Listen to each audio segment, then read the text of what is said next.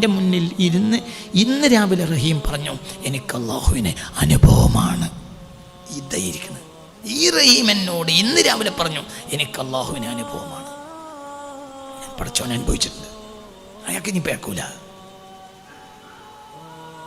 അള്ളാഹു പഴക്കുന്നിടത്തോടെ നമ്മളെ കാത്തിരക്ഷിക്കട്ടെ. കിതാബിൽ പഴക്കും, അല്ലെങ്കിൽ കിതാബ് നഷ്ടപ്പെടും. അതേ സമയത്ത് അനുഭവം അത് നഷ്ടപ്പെടില്ല. കിതാബ് പഠിച്ചവനെ അള്ളാഹനെ നഷ്ടപ്പെടും ചിലപ്പോൾ.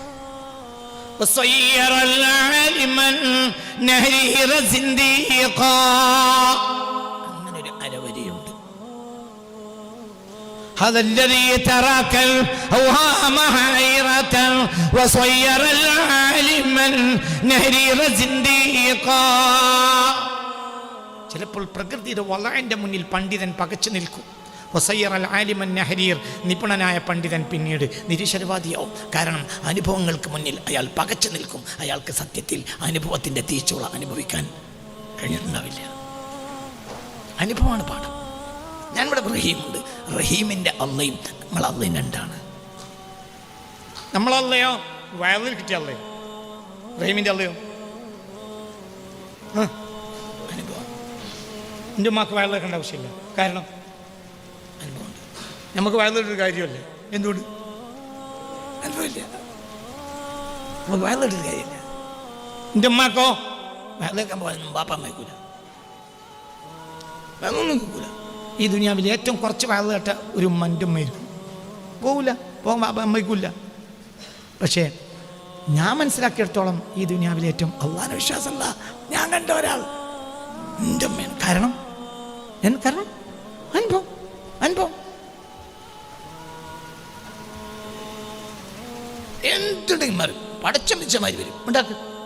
ഞാൻ കാസിമിയായി ബിരുദം വാങ്ങി വന്നതിന് ശേഷവും ചിലപ്പോൾ ഞാൻ കുടുംബത്തിലെ ചില കാര്യത്തിൻ്റെ മേൽ ഉമ്മാനോട് കയർത്ത് സംസാരിച്ചിട്ടുണ്ട്.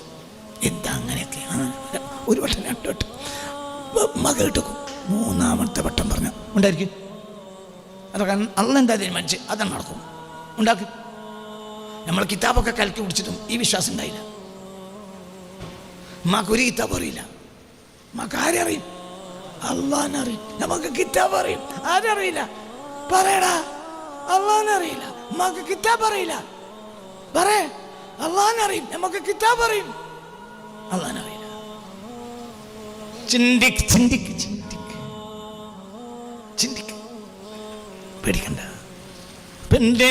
നീ അകപ്പെട്ടിട്ടില്ല.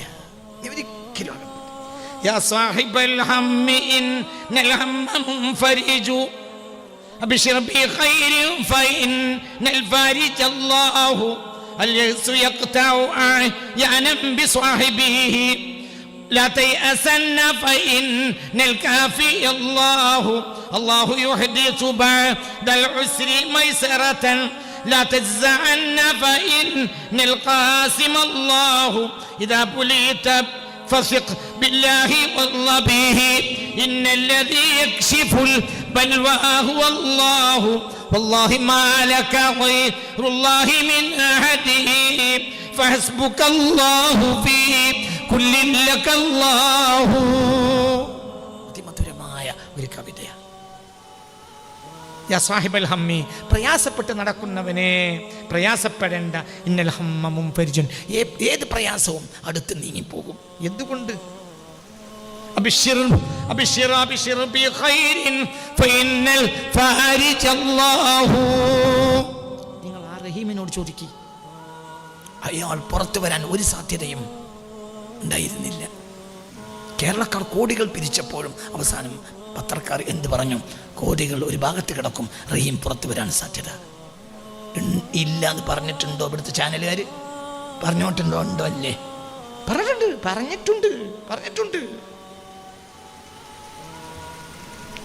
3 കൊല്ലം മുമ്പ് ഒരാൾ കാബയിലേക്ക് നടന്നുപോയി. കേരളക്കാർ മുഴുവനും ചാനലൊക്കെ പറഞ്ഞു അയാൾ മക്കത്ത് എത്തൂല. പക്ഷേ എത്തി. കാരണം മുഖദ്ദിർ അല്ലാഹുവാണ്. ഈ പേടിക്കണ്ട. മുഖദ്ദിർ അല്ലാഹുവാണ്. യാ സാഹിബൽ ഹമ്മ എന്ന് പറഞ്ഞാൽ പോയൊരു ടെൻഷൻ അടിക്കണ്ടോ? എന്തിനാ ടെൻഷൻ അടിച്ചത്? എന്തിനാ കാര്യം?